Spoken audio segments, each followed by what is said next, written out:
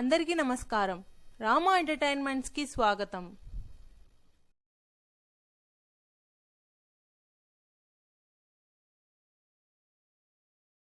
ఈరోజు మనం ఒక మంచి శ్లోకాన్ని గురించి తెలుసుకుందాం. అదేంటంటే, దేవే తీర్థే చ మంత్రే చ దైవజ్ఞో భేషజో గురు యాదృశీ భావనా యస్య సిద్ధిర్భవతి తాదృశీ. ఇక్కడ ఏంటంటే, దేవే దేవతల దగ్గరికి పోయినప్పుడు కానీ, తీర్థాల దగ్గరికి పోయినప్పుడు కానీ, తర్వాత మంత్రం దగ్గరికి పోయేటప్పుడు కానీ, దైవజ్ఞం అంటే జ్యోతిష్యుడి దగ్గరికి పోయినప్పుడు కానీ, భేషజం అంటే వైద్యుడి దగ్గరికి పోయినప్పుడు కానీ, గురువు దగ్గరికి పోయినప్పుడు కానీ, వీళ్ళ దగ్గరికి పోయేటప్పటికి మనం యాదృశీ భావన యస్య సిద్ధిర్భవతి తాదృశి. అంటే మీరు ఏ విధమైన భావనతో, ఏ విధమైన సంకల్పంతో మీరు వాళ్ళ దగ్గరికి వెళ్తారో అదే విధంగా ఫలితం వస్తుందనేది శాస్త్ర ప్రమాణము. సపోజ్ దేవుడి దగ్గరికి పోతున్నారు, ఆయన ఏముంది, ఎందుకు పోవాలి నేను, వీలైతే పోతా లేకపోతే లేదు అంటుంటారండి చాలా మంది. అలాంటి వాళ్ళని దగ్గర రానియడు. చాలా మంది మేము గ్యాస్ సిలిండర్లు కైలాస మానసరోవరం పోయేటప్పుడు గ్యాస్ సిలిండర్లు కొనుక్కున్నామండి, మీరేం కొనలేదండి, మీకు పోవడం కష్టం అండి, మేము అన్ని ప్రిపేర్ అయినామండి అని అంటారు. వీలైతే పోతాం అన్న మాట చాలు, ఇంక వాళ్ళని దేవుడి దగ్గర రానివ్వడు, ఆయన చేసే పరిక్రమణ చేయనివ్వడు. తీర్థేచ రామేశ్వరం గుడిలో ప్రదక్షిణం చేస్తున్నామండి మేము. స్నానాలు చేసే దగ్గర చుట్టూ తిరిగి స్నానాలన్నిట్లో 21 బావుల్లో స్నానం చేయాలి. దారిలో నార్త్ ఇండియా నుంచి ఒకళ్ళు వచ్చారు. వాళ్ళు ముసలమ్మ. ముసలమ్మకేమో భక్తి ఎక్కువ, ఆయనకేమో దేవుడు అంటే నమ్మకం ఉంది.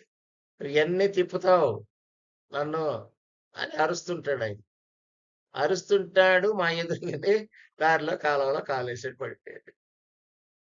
చూడండి, ఎక్కడైనా మనం ఏ భావంతో పోతే అదే జరుగుతుంది.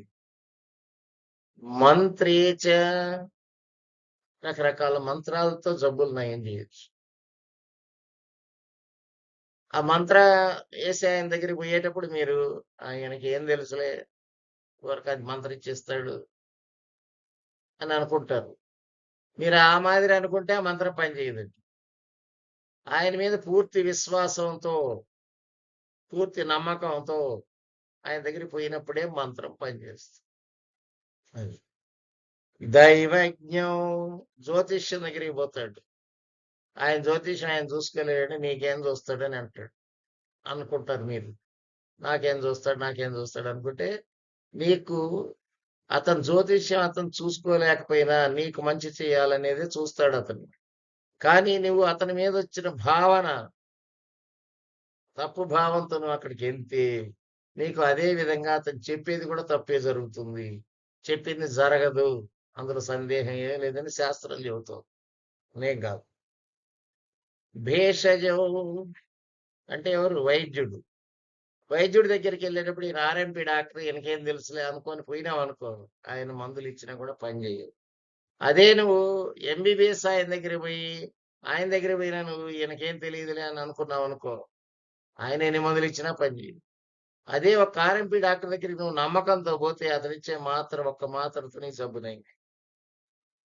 ఇక్కడ నీకు వాళ్ళ మీద నువ్వు ఏ భావనతో వెళ్తావు అనేది ఇంపార్టెంట్. నువ్వు మంచి భావనతో, సద్భావనతో ఇతని మాత్రం ఇస్తే తగ్గుతుందని పోతే, మందులు అమ్మే షాపులో వాడు మందులు ఇచ్చినా కూడా తగ్గుతుంది.